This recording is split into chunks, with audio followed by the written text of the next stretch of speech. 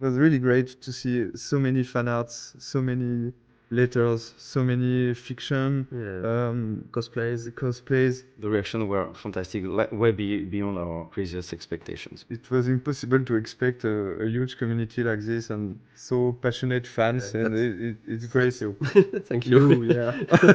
We started the project by making the game we wanted to make for ourselves, but at the end it's really making a game for the players because it's that's what's important.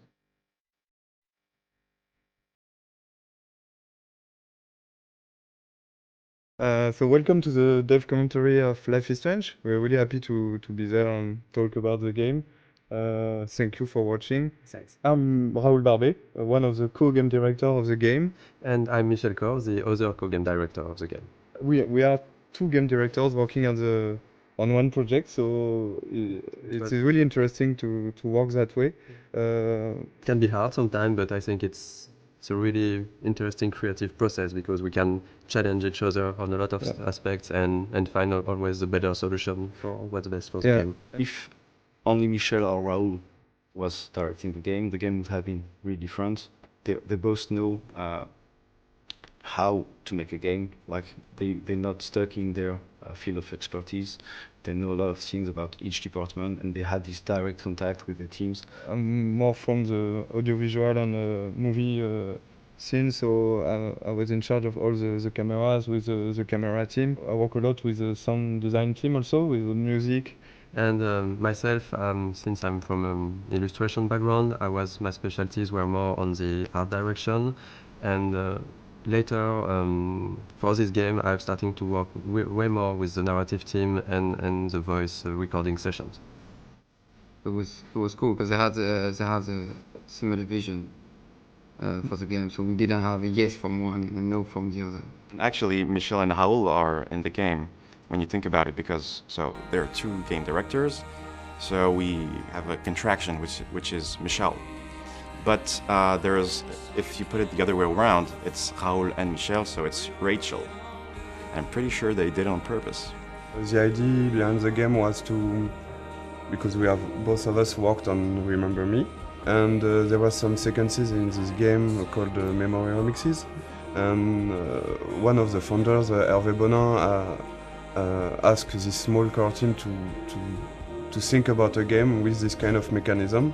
Very quickly came the episodic adventure game, because we wanted really to do something like that. There is really a lot of good interactive ways to tell stories. On an episodic format, you have to make a lot of choice for episode 1, because you won't be able to change after.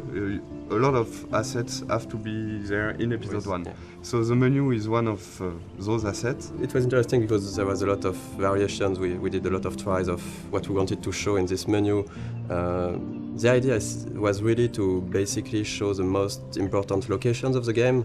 So we can see the Blackwell Academy on the top right, we can see the lighthouse, we can see the town of Arcadia Bay. We were really trying to give a sense of location and just showing like the game world with the menu. We really wanted to make the player feel that all areas are connected, and the menu is a great way to do that. One of the main importance for us for the game was to have a peaceful game with this sense of you can take your time, and we wanted to reflect that from the menu, so we worked on those small wind effects and the leaves that are going around and the nice and soft music. It was just when you start the game you should feel quite at peace and comfortable.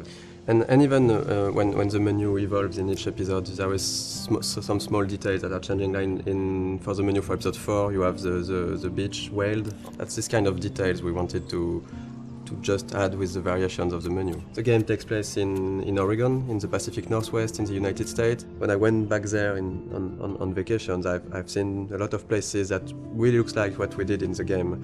So I guess it was a really big job of references to be sure that everything was correct, but it's also something that's really exciting about making a game, that you have to look at everything and to reproduce reality, and with, of course, our own lens and stylizations, but we really wanted this to feel like being in Oregon.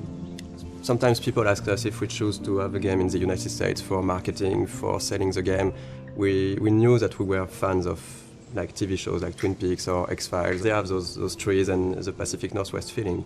I think they are a great example of a small community thinking that everybody know each other and everybody is happy, but when you put something inside this community, it could be something supernatural. You discover a lot more.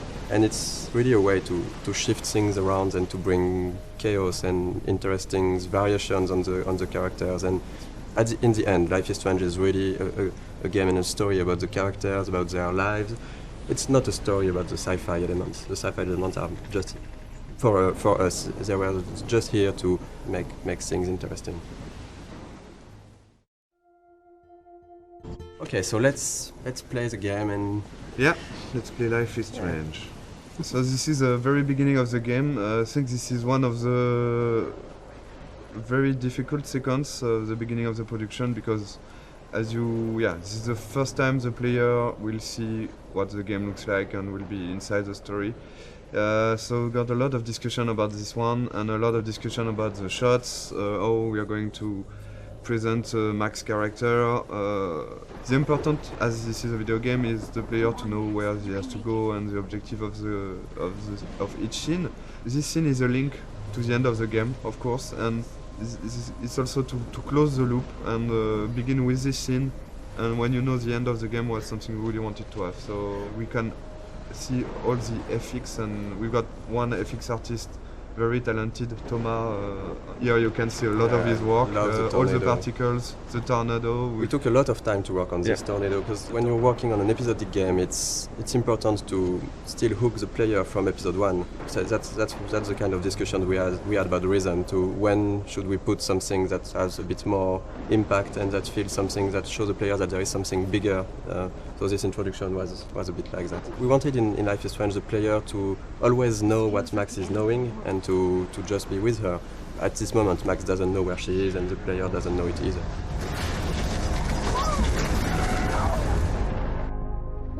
We're back to the high school, and which is one of the most important settings of the game, of course, the high school setting and the Blackwell Academy. High school is something where the player will feel comfortable because he knows it, but the transition from the cliff to there is the twist of having something really different, and that should hook the player to say, oh, it's not just a teen story, there is more to it. And then, of course, we can go much over than that and twist it and change the characters. But it was an interesting starting point creatively. This kind of introduction is really important, because in one sequence with some shots you have to discover all the different characters, the main ones, so you will see of course Jefferson, Kate and Victoria. And it was quite hard to decide between not showing too much, to not break the idea of the game, to not be too big compared to what the game would be after.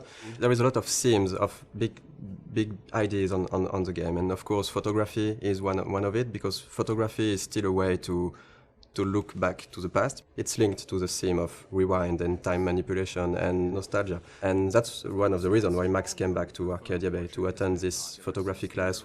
I think for the player to be like Max back in this town when she don't know everyone, but you've got to respect the schedule. It's really, as a player, something great to discover. Also, the lighting was really important in this scene to break the cliff ambience by this sunny atmosphere and all this light coming from the windows. And maybe we decided to have a private high school rather than just a regular high school of course for the photography course, but it was also to be able to have less students, because we wanted the story to be a bit more intimate. We didn't want it to be like this huge high school with so many students. But based on what the player is doing, you can really learn more about them and see that they're actually not just the stereotype and the archetype you would think they are.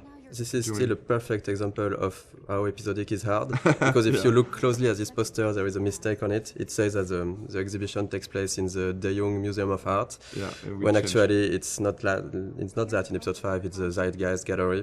We have a really great community, so thank you guys. And people found out this mistake, and yes, it is a mistake. It's when in episode 5 we found out that we couldn't be a museum, it was too big, so it has to be an art gallery, so we changed the name, and yes, there is a mistake like this in episode 1. How cute I looked yet. I was about to. Welcome to the real world. We really wanted to have this feeling of being part of a whole high school. So it means a lot of people, it means bullying, it means difficulties when you're a teenager in this kind of world. Showing the different cliques and different kind of teenager. I think a lot of players love this introduction. The use of music here is really important. Is as Max feels insecure in this atmosphere, we wanted her to isolate, and the music is a great way of isolate yourself when you just want to be on your own. And so since the beginning of the game we were working with licensed tracks, licensed music. We test when we are testing and prototype some scenes, we put some licensed tracks from artists we love, and Scene Matters was one of them. And when we asked Jonathan Morali, who is the lead of Scene Matters, if it's possible to use his music, he's a gamer, so it was really happy to have this new experience, and for us it's just incredible to work with him. And this kind of editing is really, really difficult to do, because you have to choose the important moment in a song and to choose the right images. Because our writer, Jean-Luc, has written many scenes built around music. The edit is based on the music. It's not the other way. The music is really important in the game. It explains a lot about the characters, because the choice of the music, the choice of the artist means a lot. For example, Chloe won't listen to the same artist as Max. For the anecdote, for this guitar part, we asked the lead singer of Scene Matters to take his guitar and to play on top of Gonzalez's song in a clumsy way, to be sure that it would be like Max playing guitar.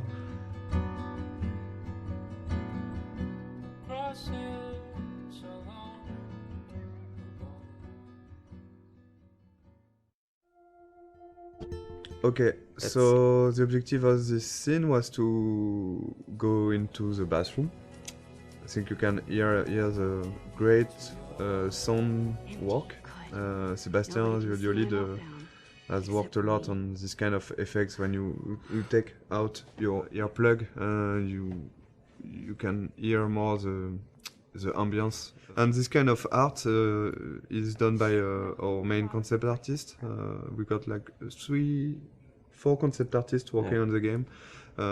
With Edouard, who has made a lot of artwork. He was the one concept artist. So basically in the beginning we do a lot of documentation, like we do a lot of research. From all those pictures we can find on the internet, every room, every character needs to tell you a story, who they are, what they do. And just for following the scene, even for the mood, when it's still the rhythm of the game. So we wanted this scene in the bathroom to have a really cold and harsher and more contrasty lighting, to be different from the soft and warm lighting from the art class before. I think this scene, that was here one of the mistakes we have done with the game. For example, when Max is tearing apart the Polaroid. In fact, I don't know if you have tried to tear apart a Polaroid, but it's quite impossible. Yeah, you can. We tried it. You can't do it. It's too strong. It's plastic, and it's impossible to tear it like she does. But of course, there is a lot of symbolic behind this, and so we decided to keep it, even if it's non-realistic. Maybe it's a bad Polaroid quality, and we can do it. So you can see the butterfly coming in from the window. Of course, there's a lot of symbol behind this. The butterfly, of course, with all the butterfly effects thing, and the fact that Chloe has got some butterflies on her tattoo, and the color of her hair based on the color of the butterfly. Really something we wanted to hear. The blue butterfly is really, really important, and of course at the end of the game it's much more important. One of the fans' favorite, and of course a character we really love, Chloe. She's one of the most important characters, because at the end the choice is about her. It was really important to create this character the best way possible, so the player would learn to care more and more about her. But we really wanted her to be not that nice at the beginning, so when she's evolving during the different episodes, and she's getting nicer to Max, people would care even more about her because she changed, and she likes the fact that she changed. If she was the nicest person from the beginning, it wouldn't be, I think, as effective that her going forward and changing toward Max. Sometimes some players hated Chloe during the first episode, and I think it's not a bad thing because you can dislike a lot of things about her personality. And after in episode 3, and of course at the beginning of episode 4, there is really something more to this character, and I think it's like having in real life with a friend. There is always some things you don't like. And the relation between Max and Chloe talk about that, and I think it's really interesting to see how the player will learn to like more and more Chloe. And I think it was one of the biggest challenge of the writing process because we have 5 episodes, we have a limited amount of time, and we need to find the good beats and the good pacing to make those characters evolve. It's a really intimate story, and it's mostly just centered on just emotional moments. All of the major choices that you make in the game are emotional. The heart of it is the relationship between Max and Chloe. It gets really dark, and things get really hard for Chloe and really emotional. In the game, one of our goals was also to be able to talk about real-life issues, about some social themes and difficult themes that can be experienced in real life. I mean, it's different to other games where there are bigger issues like situation of life or death or war or stuff like that. And in this game, we wanted really to focus on more human issues on a smaller level. The mood of the game and the themes of the game.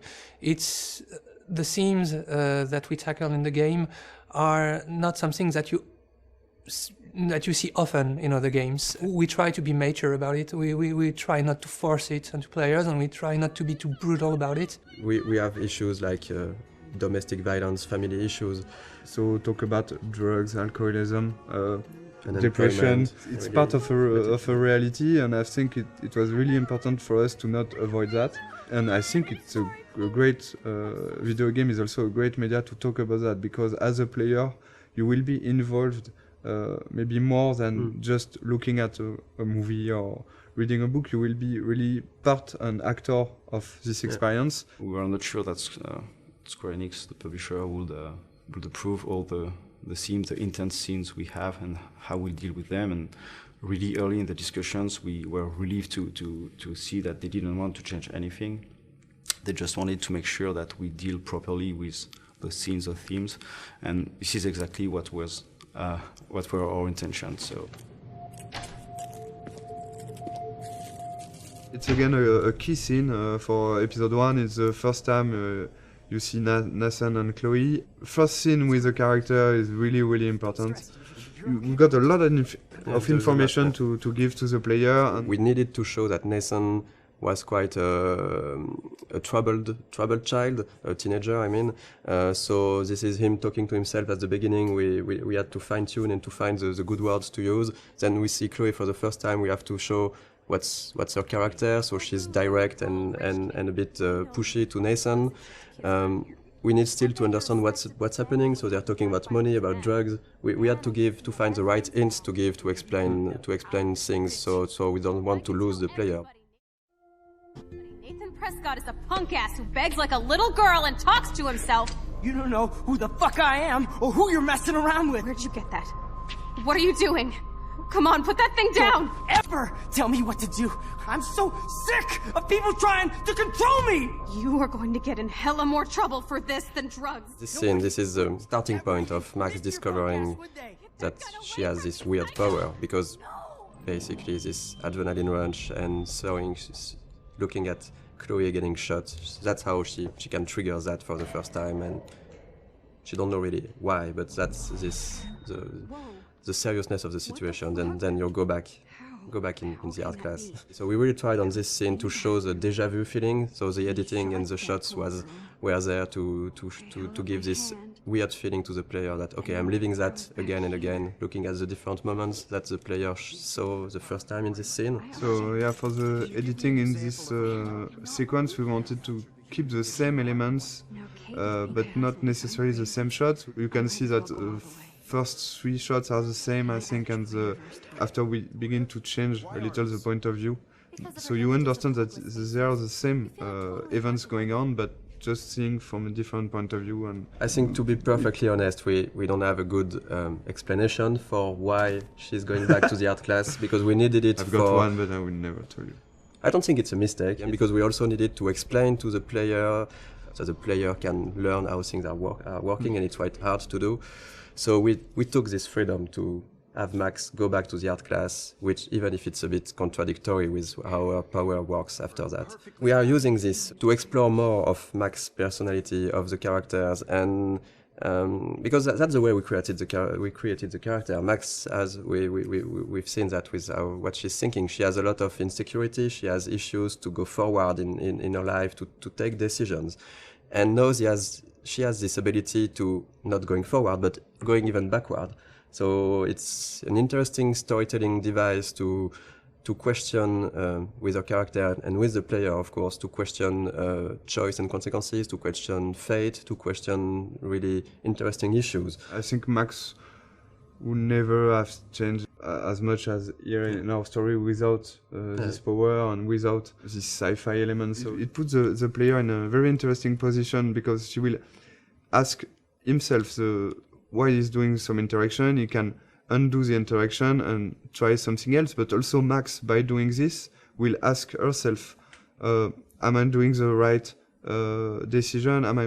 Is it the good choice or not? So we deconstruct the mechanism of classic adventure game just by adding this power and the fact that you can undo things and try another things. Of course, in most games, you can do it with quick save, quick load, but it's like you said, it's only the player who do that, and that's one of the main themes of the games. That if I had the power to rewind and to change things, should I do it? Because sometimes it can be really seen as lying, as if I say a lot of things that you don't like, and if I go back in time and don't say them to try to, so you're not angry at me, it's a bit tricking. So we are really asking those questions, and in the beginning of the game, we are letting the player and Max do it a lot. She's getting to make a lot of friends with this rewind.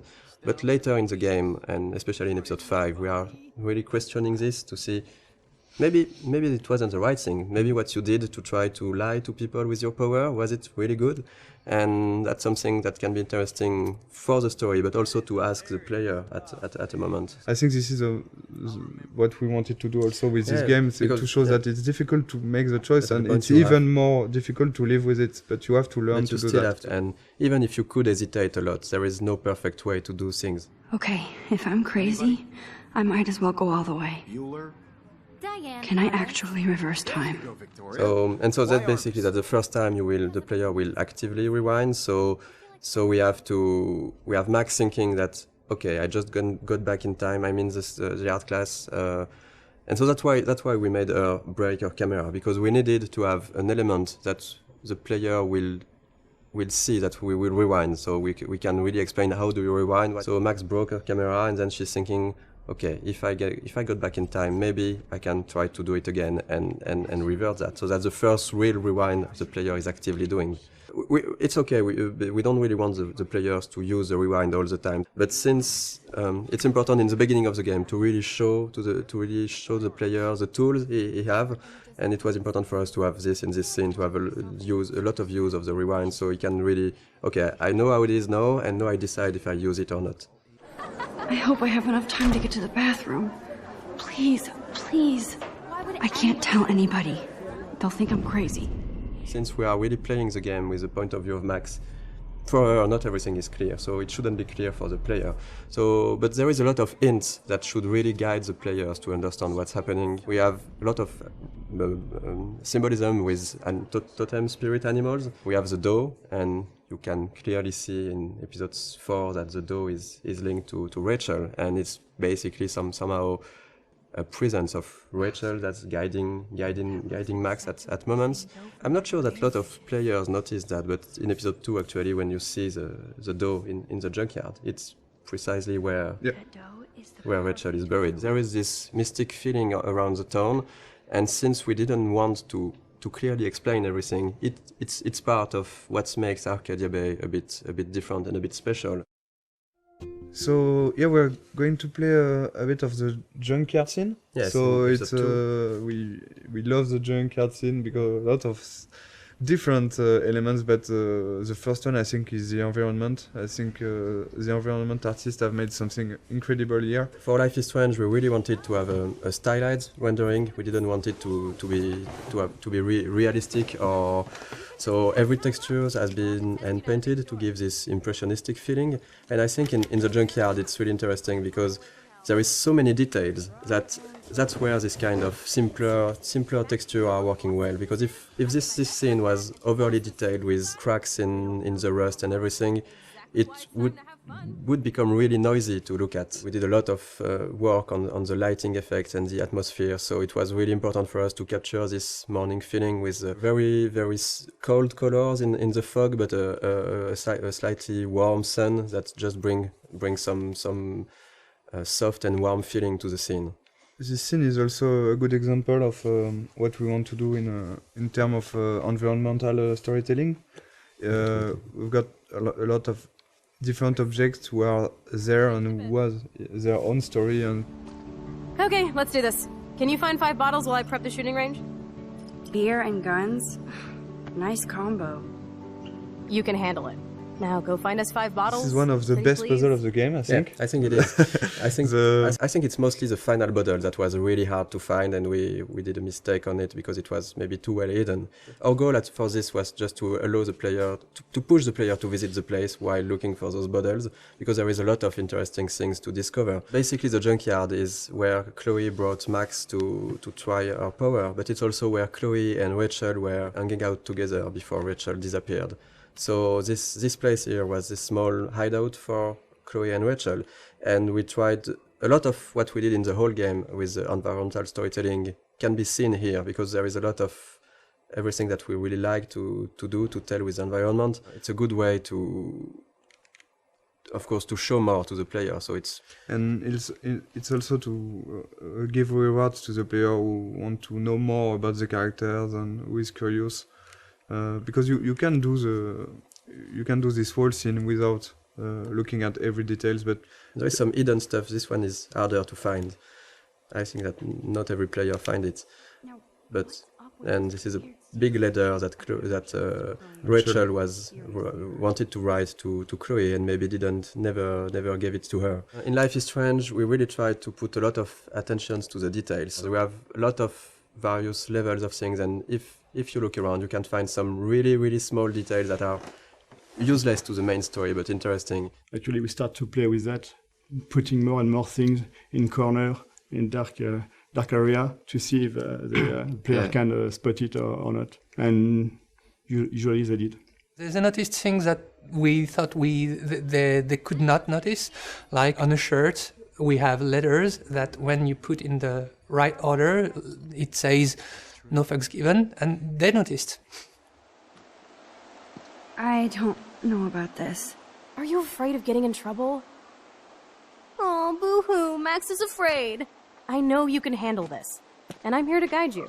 Make me proud, sister. Life is Strange really is a game about choice and consequences. So we have a lot of choice you can make in the game, which will have consequences later on in the same episode or in the other episode. And there is one big choice in this scene, right, that will happen, for example. Yeah, the idea for each choice is really to have not easy choice to take, even if it's not life or and death choice, like you could have in other game, or it's more everyday life choices. The important is really to make your own and to decide to live with it. So that's why with max power, it's of course more difficult because you can try a choice. You're not sure, you're going to rewind and you're going to make the other one, but the important is if you want to continue and to move on, you have to keep on one and live with the consequence. So this is in this choice in particular. What do you want to do, Michel? The first one. I don't think I would shoot a guy anyway, so I would say... we won't shoot. I won't shoot. So you can see directly some consequence. It means that you don't have gun anymore, because Frank is going to take it.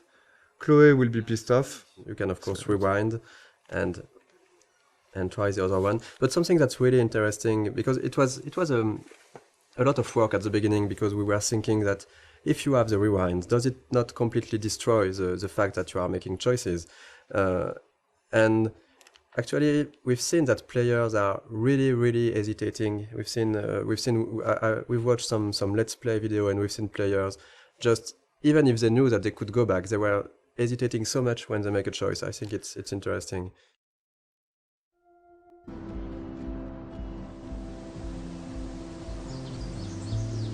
Here we'll be out of the campus for the first time for the player. So this is the first time the player will be able to use his power when he wants. He can do before, but there was no so many interaction and puzzles. Here we really wanted to have a lot of different things to do, talk with people, use the power just to see fun stuff. But we use this kind of environment for the players who like to take their time and just to talk to characters, to look around. It really gives a sense of presence to Max, to the world. The important aspect of the game is really to give some rewards to the player who want to do that and want to take his time. So with this kind of sequences, for example, we give what we call a reward, but in fact it's just new element of the game. For example, here you will have new layer of music. You can hear some new layer of music. You will have all those camera shots that you can't have inside the classic walkthrough and classic gameplay in third person. So this kind of beautiful shots you have only because you have chosen to take your time and to sit on the fountain. So the music, the shots, and of course the voiceover of Max also at the beginning.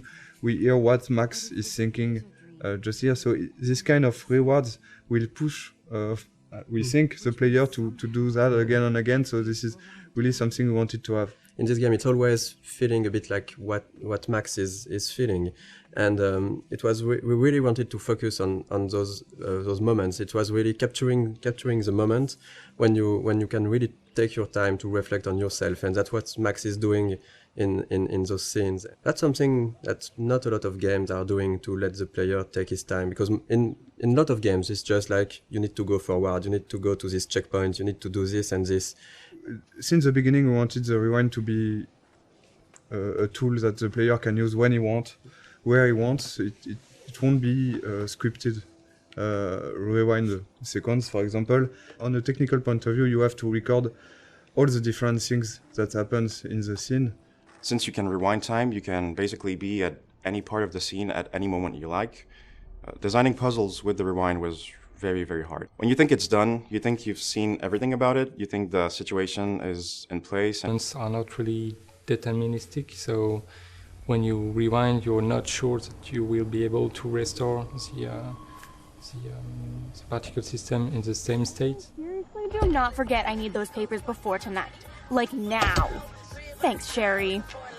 And this is the dormitories. This is also something that was interesting for us, is to talk about dorm life. We wanted to use this setting because we can really talk about social issues, like the girls have their room. Do you really like the people who live next to you? How the relationship are working inside the dormitories? Like right now, it's interesting if you have different music that can come from the different rooms. It's a really interesting setting to set up a lot of characters easily. Here the idea is really to again have this believable universe of the students. We have to focus on what we want to tell and what we want to develop. In each episode, Alyssa is getting hit or in danger by something, and you can decide or not to use the rewind power to warn her and to get her out of trouble. And again, I think it's links to also the Kate story and this kind of stuff. It's not just here to have fun. It's also to talk about those difficulties you can have when you could be someone like Alyssa and having this kind of problems. And it's always a way to find the little detail and little elements that will bring more to the characters, how we are defining them, without sometimes telling too much. So this is the same actress as Chloe. Yeah, The not two so many main actors. actresses who are playing Max and Chloe did also the other students, and so there is some of Chloe inside each one of them.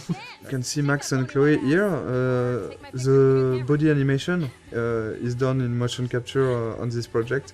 We've done a lot of shooting in motion capture with French companies. The two main, so Max and Chloe, like for the voice actor, in fact, they are always played by the same actress, Serena and Gabrielle. So all the body language and the body animation you will see in the game are done by them. And so in each scene we discuss about the scene with them, and they add some.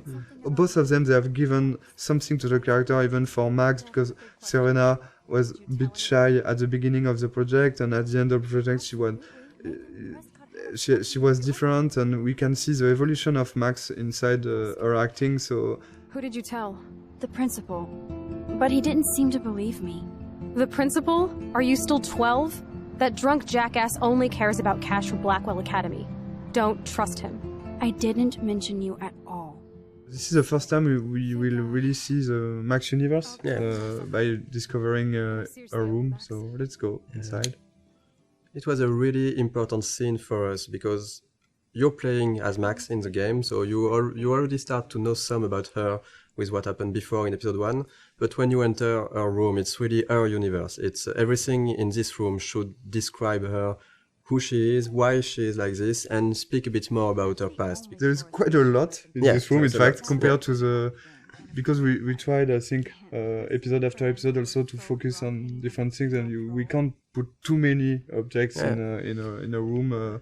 If you want to play a character for 5 episodes, you need to invest in this character, and all those kind of details and were really important to make a connection between the player and Max, to learn a bit more about what she experienced before, and maybe also why she is how she is right now. Something we really wanted to have with Max's room is also to have a great contrast between Max and Chloe. So it was really important to have those two characters. Max and Chloe are really different. They are quite opposite at the beginning of the story. So we wanted that her personality and also her universe, her rooms reflect that.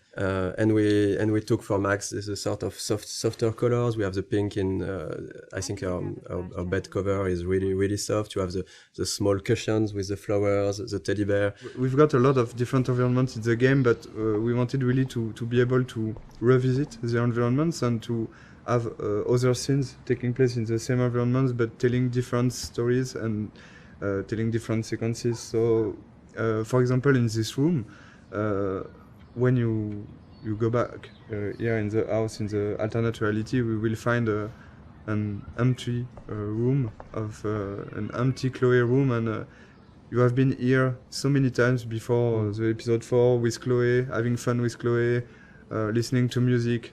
Going back here without anything, you will directly see what you've lost and what this another reality means for Chloe and for you. Max, try to find the light for the pool. I want to see the sharks.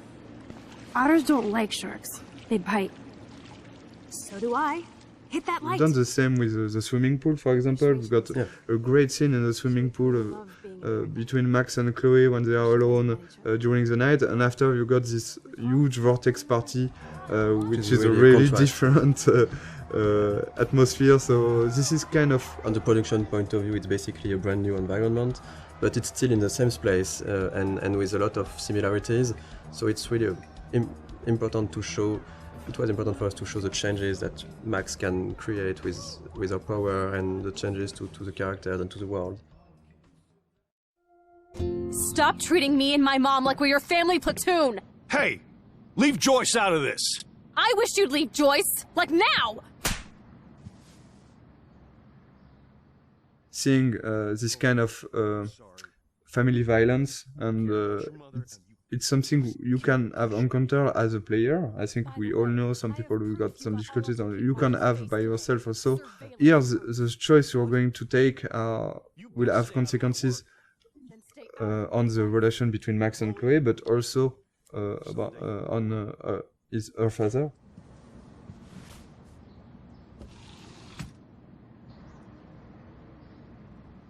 Hey, you okay? Welcome to the real step douches of Arcadia Bay. I'm sorry. For what? He would have been a bigger dick if he caught you in here.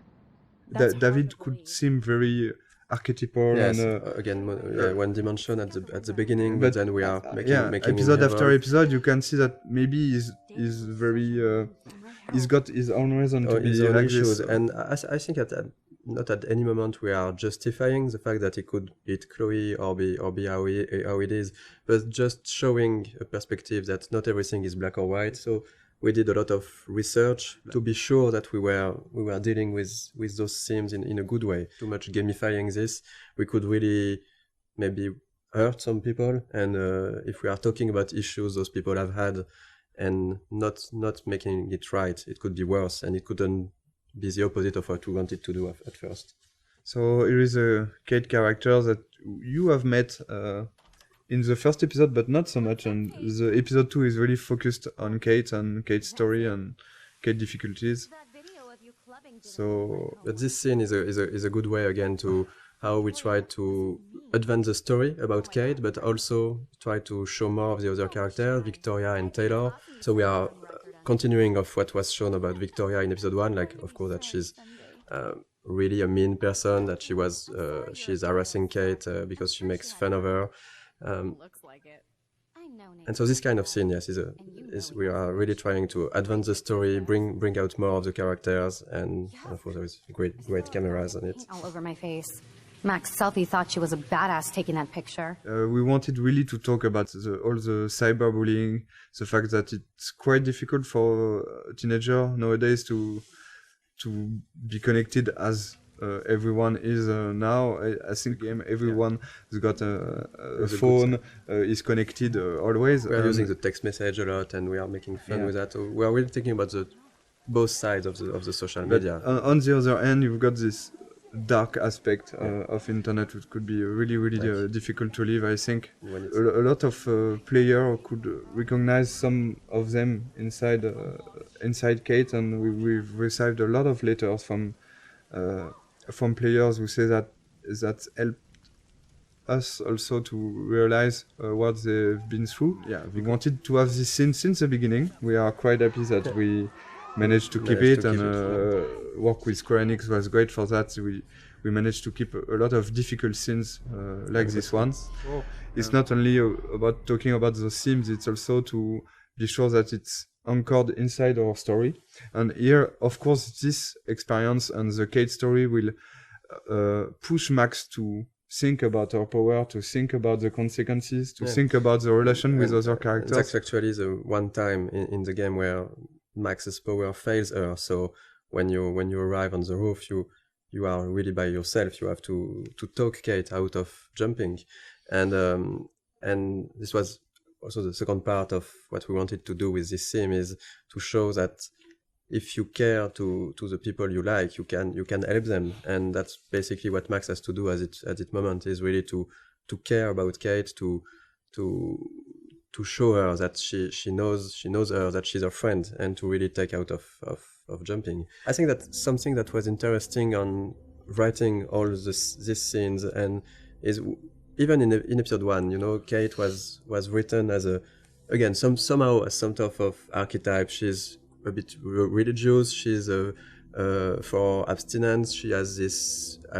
basically pro-life ideas. So maybe some of the players could think that she's boring character, but the way we evolved her and write her in the other episode, we really wanted to show that even if you go past the first appearance of someone, that's something that you might feel not interesting or different to you, you can find really good things and interesting things in each person. And I was really happy the way that the community reacted to Kate as a character.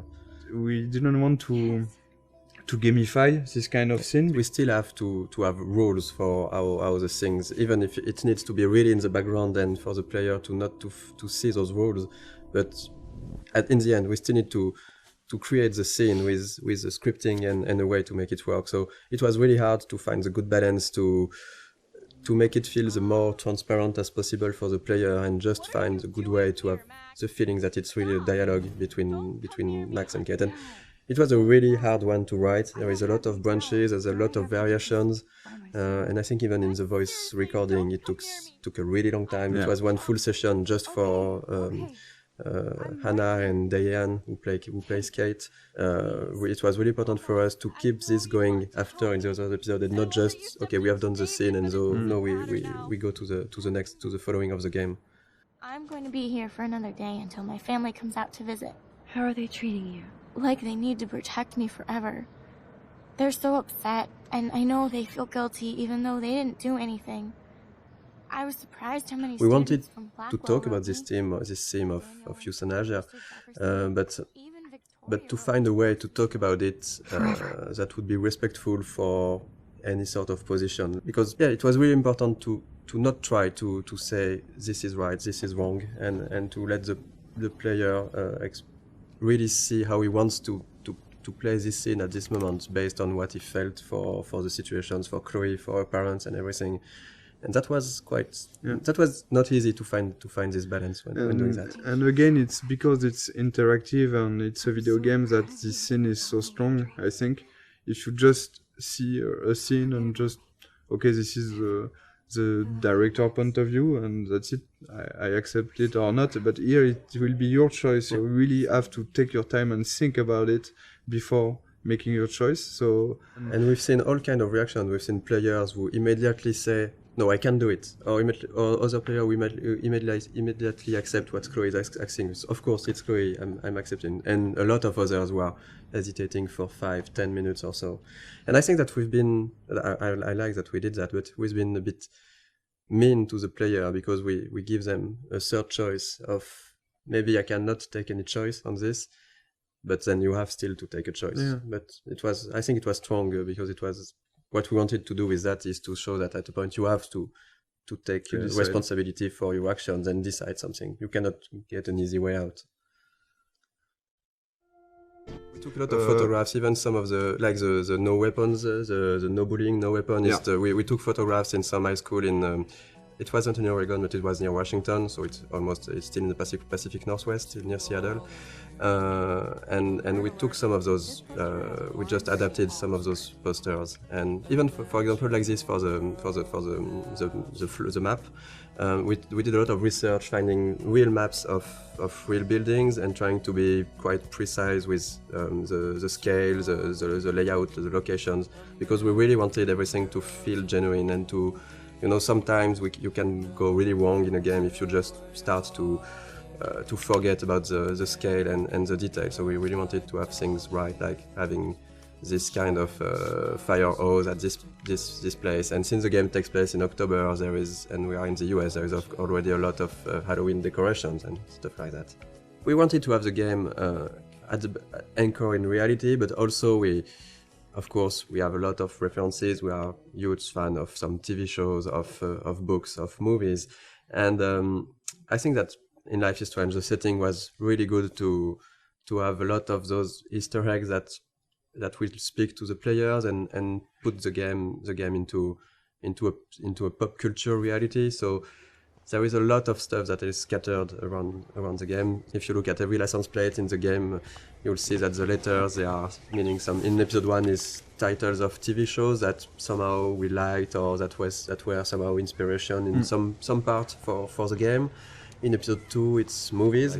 In the dormitories, you have the room which Red Rum. Someone wrote Red Rum on the slate. It's the number of the room in The Shining. Yes, and so it shows that we love us as developers the movie, but also that the characters in the game, of course, know about this movie because it exists in their real world and they are making jokes about it. We knew that we had to hire an American scriptwriter. We sent some tests to few writers that were recommended that we knew, and Christian Devine we had a Skype with Christian. After maybe 2 minutes, we all knew that it was going to be him. I had this kind of vision of him in the office, working with us. Since we've chosen him, he was at 100% and even 200% in the project with us. He completely understood what we want to do with the characters and with the story and with the different themes we wanted to talk about. During the motion capture session, we asked the actor and the actress to when they meet, Max and Warren meet the first time here on the parking lot, we asked them, they were trying to kiss themselves, but you can't do that in the United States. In fact, as French, we were thinking that, yeah, it's cool, they are going to kiss themselves. Warren tried to kiss Max, to but kiss Max on the cheek, we've never on the done cheek. that, so we changed after a discussion with the writer and a lot of friends. We said, okay, yeah, we should switch to a hug. So we changed the animation to have just Warren try to hug Max and not kiss her. And yeah, this is a kind of mistake we can do as French people. So we have to be very careful about that. And it was really good to because in France you can. Yeah, in say France, hello by kissing a you girl say like hello this, by but just having a peek on the cheek, and not in the US. And this is the kind of stuff where having an American writer was really needed. We made some other mistakes, like on this parking at the beginning we had the parking spots which were really small, and Christian said to us that this is not American parking spots. In the US you have large parking spots because we have big cars, so we changed that. And we did that for various things, like sometimes a sign were not at the right position or something that was not perfectly true to reality.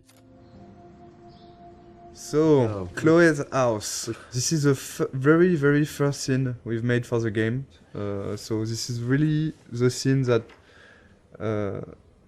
we have modified a lot to create Life is Strange. This is also the scene with which we sold the game to Square Enix. That's the scene we showed to publisher. The first time I tried the game, it was the Chloe's Room, a really early prototype, and it felt fantastic to play it. I was literally smiling while playing it because the scene was working really great already. Even though the environment, the characters were not final, it was really really good to play. And we decided to use this scene because every mechanism is here, but there's also a scene that shows really what Life is Strange is, because it's a story about those two girls trying to reconnect. We had the two main characters. We had strong issues with what happened with David later. So we have the environmental storytelling when you're visiting a different part of the house. We have Zen sequence. It had the feeling that we really wanted to push for the game. This slow-paced, nostalgic feeling. I think that this scene is really a really good one to show that in episode 1. At the beginning, it wasn't exactly like that. We got different outcomes, and so the scene which is in the game now is really different from the very first prototype. At the very beginning, it was only the arguing with David we have done in motion capture, and I've played with Jean-Luc, so Jean-Luc... You were doing Chloe. Yeah, I was playing Chloe and Jean-Luc were playing... No, I was playing David. And Jean-Luc is a great writer who has written the original story. So we have played all together because we didn't want to... We didn't add the money, in fact, to have a optic motion capture shooting. So we try by yourself to have animation for the prototype. And the animation is quite ugly. The characters also are the ugly. first version were ugly, and there were at the beginning no textures. We had version with only the grey characters. We were really weird without hair, so we had a hairless Chloe. And I think Max is quite frightening. The smoke and all the FX elements, they are made following the same idea as non-realistic, but like it looks like undrawn smoke a little. But it's really really beautiful, and our FX artist has made a lot of FX like this. We can see also the wind outside. The wind effect are really beautiful. And we tried to be as close as possible of the concept art. Like ideally the game, we wanted it to look like some sort of animated concept art.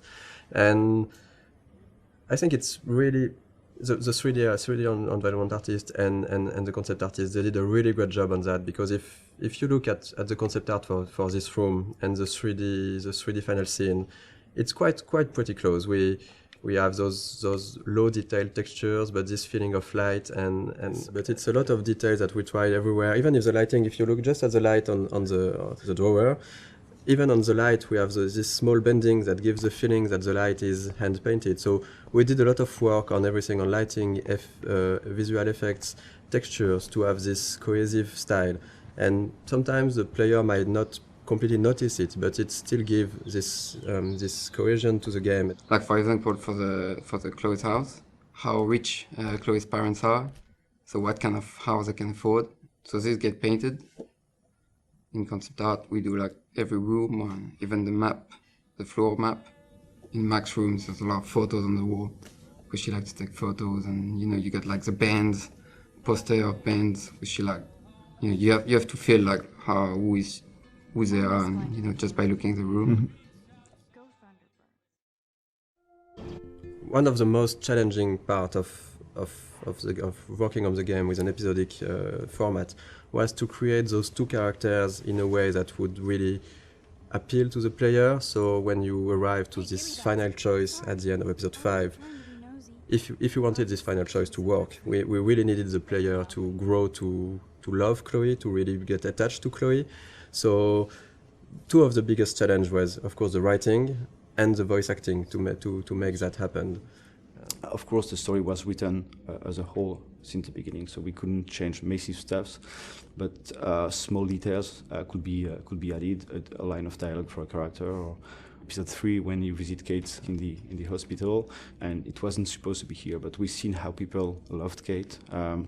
And we realized how much it was important to have a scene like this one. It's a way of finding the voice of the character. So sometimes you just need to think about expressions or words that one character will use and the other won't use it. And that's how you grow to like those characters. Because when in episode 3 or 4, Chloe at the moment uses the word Hela, the players were waiting sometimes for it, and they recognize that, okay, it's Chloe because she's using that. So we're working with Blind Light in Los Angeles, and they sent us a lot of different voices to listen to them, and we have to decide. So we decided with Michel, Sebastian, and the producer, and Square, which one we want. So it was quite difficult. For example, for Max, we've got like 40, I think. Yes, I guess we got 40 voices. different castings.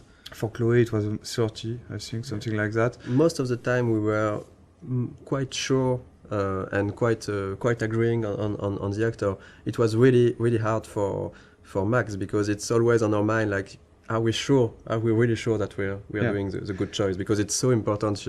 I don't know the number of lines she has in the game, but it's almost, I think that there is almost 14,000 lines in the game, and I think that more than 10,000 are from Max. I've never played a character that I related to so much.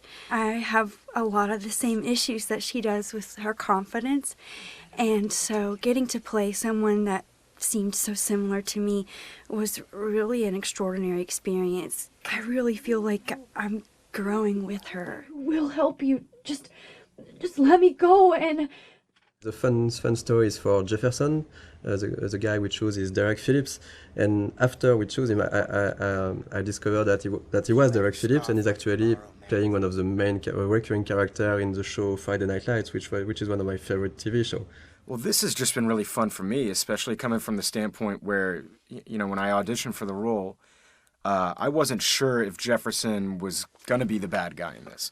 So, you just kind of came in and we would do our voiceover sessions, and he was just a cool teacher. So it was kind of neat to find out about this twist. I mean, I'd kind of heard that might happen, but I didn't know for sure if it would. So it was really, really fun to play with that. So we are really proud and happy to have Anna and Ashley for Max and Chloe. All the voice talents we've worked with were really involved. They've given something unique to those characters, and that's why it has worked also. It's because there is a part of their soul inside their character. For Hannah, for Max, one of the hardest parts is that there is so many lines of inner voices. So it was really important for Hannah to give something great for those, and I think it was quite the case. And for Ashley, one of the really hard parts is that there is and for Hannah too, there is a lot of really emotional scenes I really wanted to sell the moments, and I was putting, you know, pressure on myself to make you know, certain moments, like with Rachel, lots of the moments that happen in episode 4, I really wanted them to feel real. And I'm constantly on this roller coaster, so I had to figure out how to harness those feelings so that I could use them to illustrate what Max is going through. I remember during the voice recording session, for example, for the scene where they are discovering Rachel's body, it was really hard, even just for myself, to listen to the scene, and they told me after that they were, both of them were really crying when they were recording this scene. We knew already how we wanted to end each episode, but after we take a lot of time to discuss about how and to think about the editing and the framing, the layout of each scene. The endings of each episode. That was something really important, of course, because it's an episodic game, so the ending is crucial if we want, of course, the player to enjoy the episode and to want to come back for the next episode. So I think we looked a lot at also what can be done in TV series, because with the episodic format we were kind of the same way. At the end of an episode, you want either to bring back some element of the story, so in order to hook the player, or we can use a cliffhanger. And I think that we did both of that, depending on the episodes. And right now this is the ending for episode 2. Yeah, the episode 1 and episode 2 endings are not the same, but it's the idea behind was really to show all the characters of the games, all the main characters, and showing that there is maybe something more going on. Yeah. And in episode 1, for example, we even show some characters you haven't met already in episode 1, Joyce and Frank. And you will find them back here at the end of episode 2 in small scenes. And we really wanted those in episode 1 and 2, those ends to be like a wide description of all the characters and all what's going on, and also showing other aspects of each character. For example, seeing David on the with his head on the shoulder of Joyce, seeing Victoria and Nathan in Victoria's room, seeing the principal and Jefferson arguing. This is kind of small hints that maybe will push the player to want to see more. Because this is basically the only moments where we are seeing those characters when Max is not seeing them. Exactly. And so we can just bring a bit more. We are not telling too much. We are just bringing a bit more on those characters, a bit of sort of mystery. And this goes with the idea that everybody might be hiding something or might be a bit different. Like Victoria here we can see her crying when clearly this was not the way her character would behave before. And having Nathan going into her room, we don't know what's happening between the two of them, but it's still bringing a bit of mystery and interest for the characters, for the player. When we worked on the cliffhangers for episodes 3 and 4, of course our goal was still to have a twist. We were really trying to go on with what was important for the story and not just having the shock factor. Maybe just want to thank you for all the gifts, all the support we have from you. Yes. And thank you very much to be so active and so passionate about the game, and we're really happy to see that those characters and this story and those themes means something also for you. This is why we are doing games, so we're really happy, so thank you. Yeah, thank you so much. We really think that we have you are one of the best community we've seen for games. I'm going to cry, Michel. Yeah, and this community is really nice. I didn't see a lot of bad words. You know, sometimes in video games community can go easily wrong, and it was it's really pleasant to read and to read everything that the Life is Strange community has to say.